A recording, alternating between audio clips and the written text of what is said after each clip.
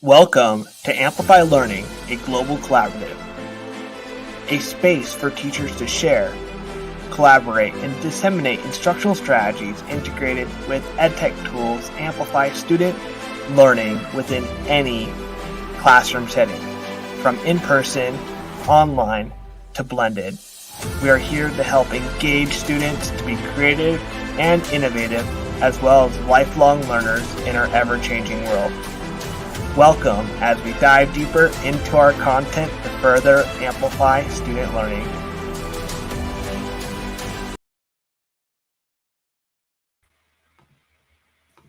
Alrighty, good afternoon, good evening. Welcome to AMP Global EDU, also known as Amplify Learning, a global collaborative, where our mission and vision is to amplify educator voices from around the world to amplify student learning in their classrooms. Our first book of the series, Amplifying Instructional Design, is coming out Monday, June 13th, which is huge news as we've been anticipating this coming out for quite some time with EduMatch Publishing. It has 3 chapters, which includes a chapter on engagement, collaboration, and assessment and feedback, which is primarily what we're going to be talking about today. Yes, we're so excited to be here this week chatting with one of our contributing authors from Chapter 3, Zach Groshell. And we're going to be chatting about all things assessment and feedback and how to use EdTech to amplify how we assess students and provide feedback to them. So Zach, thank you so much for joining us. Would you kick this off by describing your context in education, what you do on a daily basis in your capacity as an educator? Yeah, great. Thanks for having me.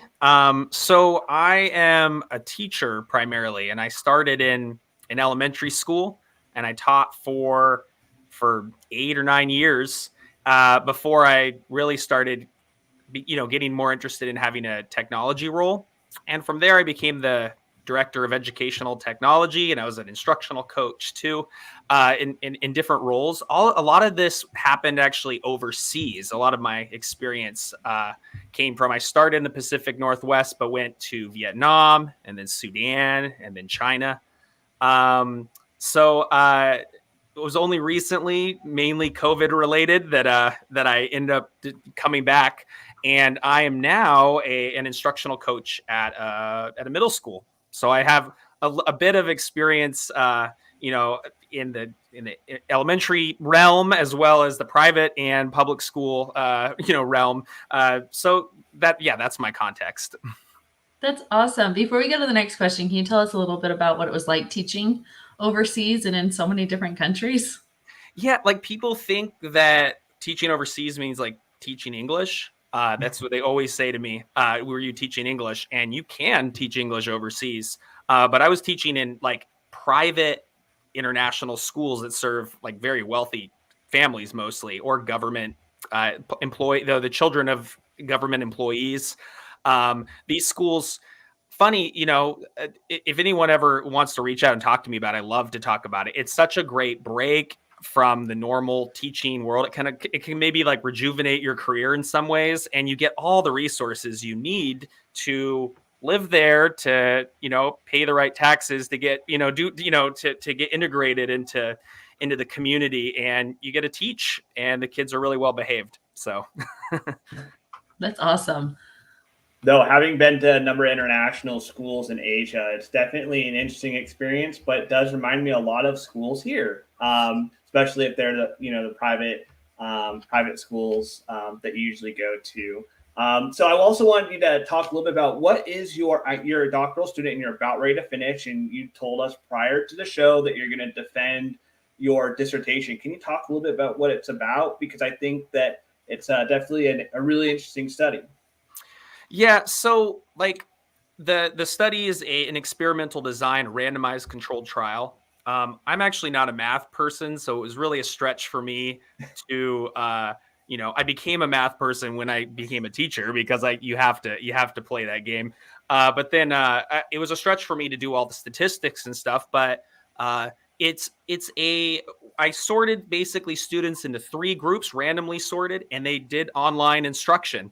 Now, this was the cool thing about it, was that one group, all of their instruction was controlled by the computer. It was basically external control of the materials. And the other two groups, they controlled how they interacted with the materials, kind of like in Khan Academy that you can skip the video if you want, right? You could just do problems if you want. And so that was it. It was to see if students use the help channels available, the guidance properly, if they used it in sophisticated ways, or if they really just skipped it and didn't use it. And so and the third group, they also controlled it, but there were a lot of like suggestions and hints, like, hey, go and receive that guidance. You probably need help from an example at this point, right? Results, it hasn't been published or anything yet, but the results were interesting in that a lot of the students didn't really use the help very well. When they were given hints and advice, they did better, but there was still room for an improvement. And unfortunately, when you have a sample size like 172 students, sometimes you can't find an effect in those, and that's actually what happened. There was no statistically different effect on the final test, which for me is disappointing, but that's research, right? That's science. So it was more of like an analysis of what they did, and it was a great study. It was fun. No, that's fantastic. And knowing that, you had 170 students, maybe someday it could be grown to 1,000 students. So you never know. Someone may take it up and replicate it and, see what happens. I mean, that's really interesting. And really, you probably talk about a lot about chapter 2 behavioralism in terms of learning, because of how human nature is when when we're getting hints or scaffolds and whatnot. So that's super interesting, and doesn't surprise me that students didn't take a lot of the hints, or they chose just to skip by them. So I'm sure that you do provide some really fun commentary regarding that within your final chapter. So it's definitely interesting. So let's jump into what you wrote for us, which is on assessment and feedback. So based on your research and experience, how should we assess students and provide feedback with them within, K-20 classrooms? Yeah, a lot of what I wrote about in the chapter and what I do with coaching teachers is really talk about how we should think about assessment and feedback. There are certain like principles behind like why you should assess and why you should give feedback, and how they're interlinked, right? Like I like to call it sort of responsive teaching, because the point of assessing shouldn't just be to go through the routine, of giving an assessment. The point of it should be that you're going to collect it and analyze it, and then ultimately respond, right? Act on the assessment. So really, I encourage teachers that are listening to think of themselves sort of like as detectives in their classrooms, like as if they're scientists. They're trying to find as much of the information they can about each of their students. And then you have to do the second part. You can't just leave that in the background. You have to do something about it. That might be reteach. That might be stop the whole deal and let's all get together. We need to consolidate this. It might be pulling a small group or an individual and working with them. From an equity lens, it's just extremely important that we're not letting students fall through the cracks. And so when you get that information, that's sort of the first beginning of the chapter, is do something with it, respond, right? The research is pretty, in terms of feedback, the research is pretty clear that it yields high effect sizes, but there's also a lot of variability in the studies. So really, I wanted to concentrate on what would be considered high quality versus low quality feedback. And also, when we're talking about feedback, talk about the important part about feedback. Just like an assessment is nothing if you don't do anything with it, feedback is nothing if the student doesn't do something with it. They have to move themselves forward. They have to take it, process it, and use it. I give lots of feedback in my classes that are pretty low level, kind of corrective, using mini whiteboards, for example. The student writes it down and I say, yes or no to the class. But as much as we possibly can, we want to meet with students and we want to bring it up to that next level, which kind of in the literature is like epistemic feedback, like elaborative feedback, we don't want to just say yes or no, it's correct. If there's an opportunity to expand upon that and to have that student sort of enter into a dialogue about why they did what they did, that they made that choice with their product, and what they could do better. You ask a student, like, what could you do better with this? A lot of times they have that in their back pocket. They know it. It just them kind of owning that and moving themselves forward requires a teacher not to just be kind of at that corrective level, but to kind of bring it up to the epistemic level. Knowledge, epistemic meaning like knowledge construction. And then really finally, feedback isn't really just about improving a student's product that they make. If you have a student writing a paper, for example, a lot of times I see lots of marking up of papers, and the student just creates a second draft of it directly off of the feedback, and they don't even know why they did it, right? Where they just sort of copied what you said, and guess what? Their paper is awesome, but they are not better writers. So I think it's pretty important that we think of feedback in terms of improving the student and not necessarily trying to refine their product for them, if that makes sense. That makes perfect sense. And you definitely did talk a lot about that in the chapter and the benefits of going beyond just the quick, simple grading, the quick show me what you know and moving on. Yes, no, you got that right, or no, you didn't. So Zach, can you share some of your go-to tools to use to assess students and provide them with feedback? And can you also describe one example of how you integrate the strategy into the tool for assessment and feedback? Yeah, awesome. I think if you allow me, I'm gonna divide this part of the discussion into sort of like individual feedback strategies and whole class feedback strategies. That is actually how I often give trainings and how I divided part of the chapter as well. With individual feedback, a lot of it is going to come verbally, right? You're going to be next to a student. You're going to be over their shoulder. You're going to be talking and giving suggestions. But often, because verbal feedback is kind of slippery, it's just sort of, you say it to one student and then they don't really hold on to it. There's no permanence to that feedback.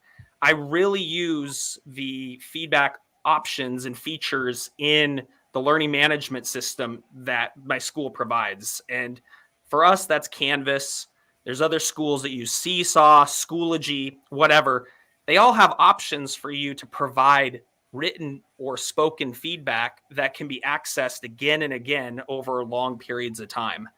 And so that's the advantage of EdTech in that situation, really, is that you come around and you say a little comment and you hope the student acts on it, but it's almost not guaranteed. There's no time for students to process that information over a long period of time. And there's no real database of all their feedback. It's not really like a portfolio. It just kind of slips away if that's the only way you're giving feedback.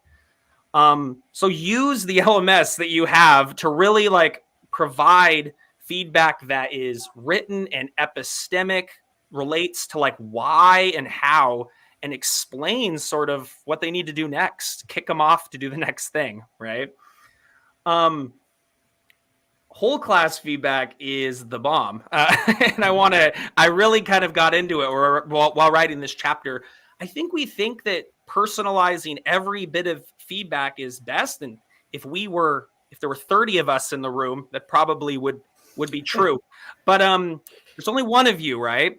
And to get around to all 30 students and to give a long sort of who, what, where, when, and why type of discussion around their product is sometimes not possible. And to individually mark every paper in your class every time they do it, or every test, it starts to just be overwhelming, I think. And sometimes teachers just won't do it at all, won't give any feedback because of those limitations. So what I like to do is, what I coach teachers to do is do what's called strategic sampling. Basically take a few pieces of student work, or kind of use your eyes and ears to see what students are doing wrong, and then use the technology you have to provide feedback that's applicable to most learners. Be like, this is what I saw in my last night's review of the tests. You only reviewed 3 or 4, like strategically, but here's what I noticed. Now take this work and be a detective about it and apply some of this to your product, to your paper, to your essay.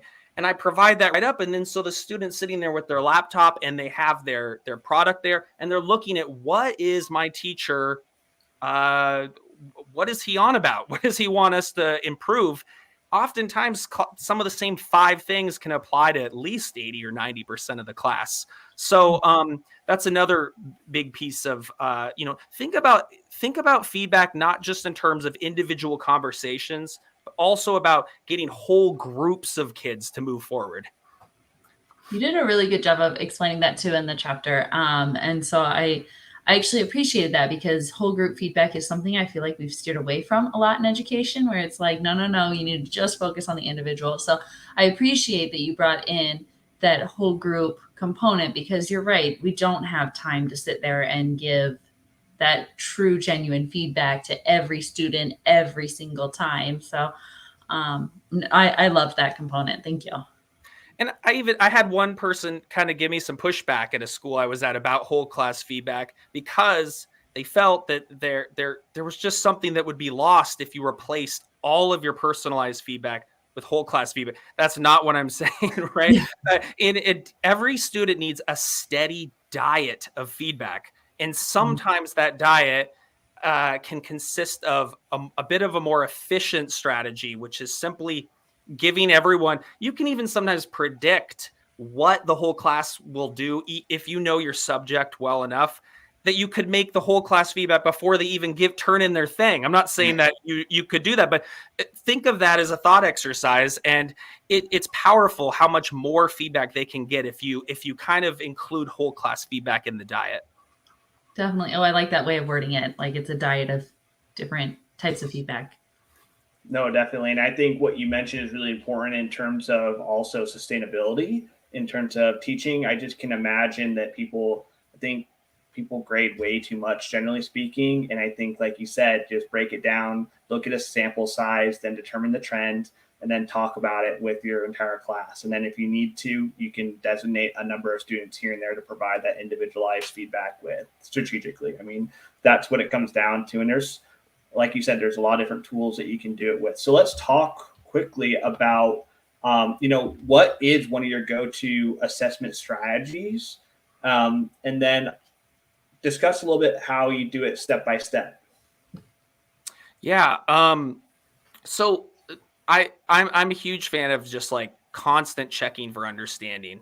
A lot of the ways to check for understanding that I coach for teachers are fast, instant. There's zero tech, right? We do here, or at my previous school, I should say, we implemented certain like engagement strategies like turn and talk, call and response, mini whiteboards, and thumbs up, thumbs down really quickly, so that your lesson's broken up like by lots of small mini assessments.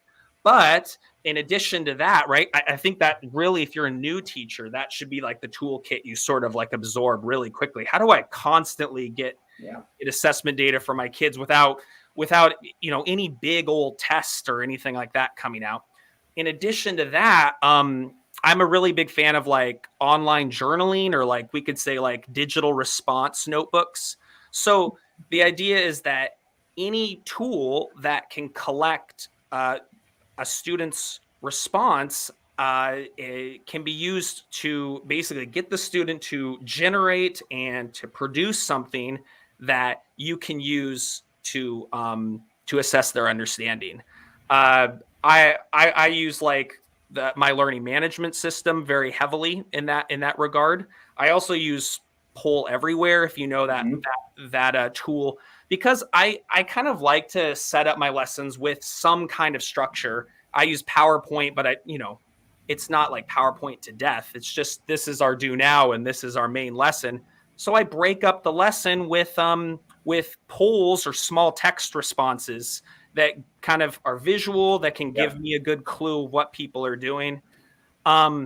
I want students to sort of, we can call that a brain dump, like put everything that you remember from the last lesson down on into your digital response notebook. Summarize what the last lesson was about. Create a mind map. Make a drawing. Frame this response as in you were teaching someone else how to do something. I try to vary it and constantly have students writing down or speaking or drawing what they were supposed to have learned, and I use that to assess understanding. I think that's great, and I love the digital response notebooks. I think generally they both kind of touched on that a little bit last time too, with OneNote, being able to use that to go back to, because there's so many different components you can use with it.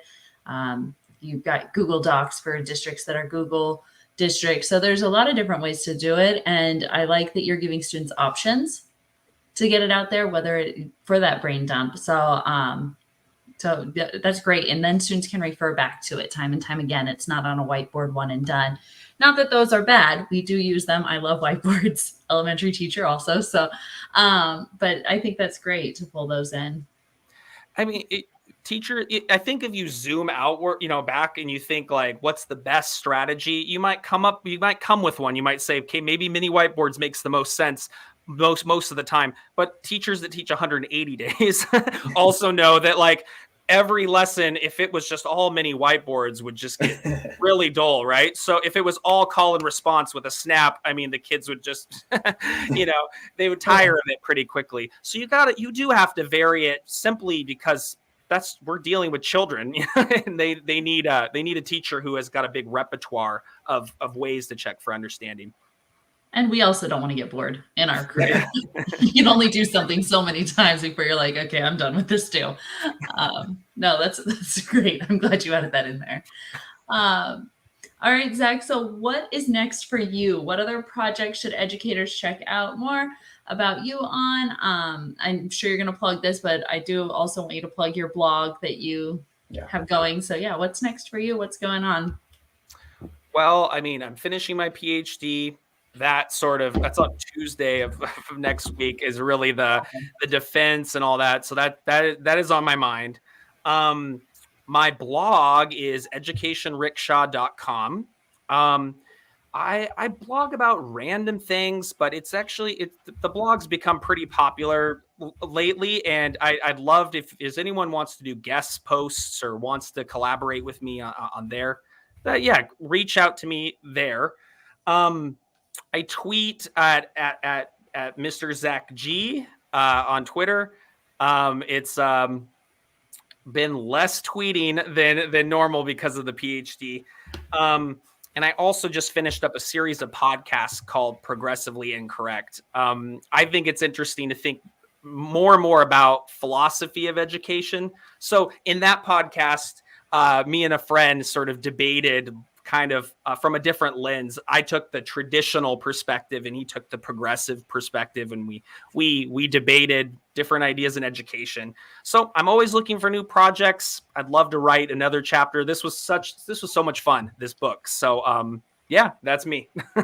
Thank you. Awesome. Yeah, you're doing a lot of fantastic things. And I think that there's a lot ahead for you. I mean, I listened to some of your podcast episodes recently, and I'm definitely always following your blog. I mean, you post so much good content for educators and making an impact in the community. So we definitely appreciate it, and we really have enjoyed having you for this project. Yeah, thank you. For sure. All righty. Well, we have a big announcement for the book, which is coming out June 13th on Monday. It's a Monday. So I would like to show our audience our cover reveal. So here we go, and take a look and see what it looks like coming out in a couple weeks.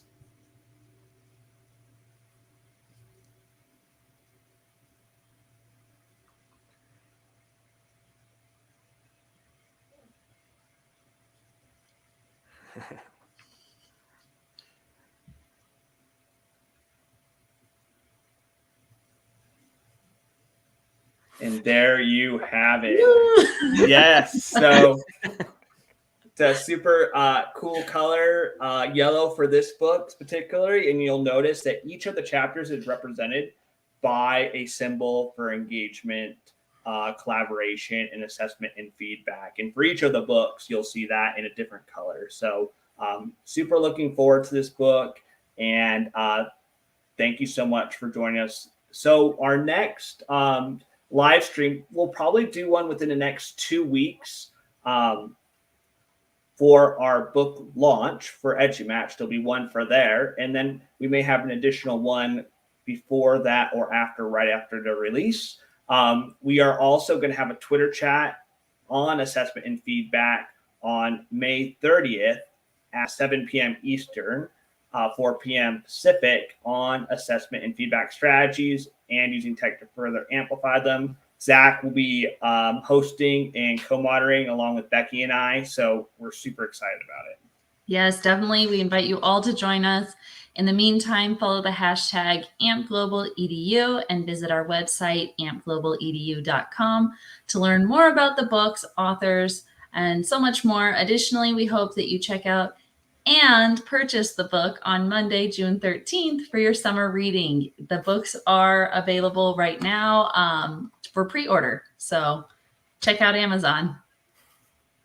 Definitely. So until next time, everyone, I hope that you have a fantastic week, and we hope to see you on the AMP Global EDU Twitter chat next week, and we'll be in touch in June. So talk to y'all later. Bye.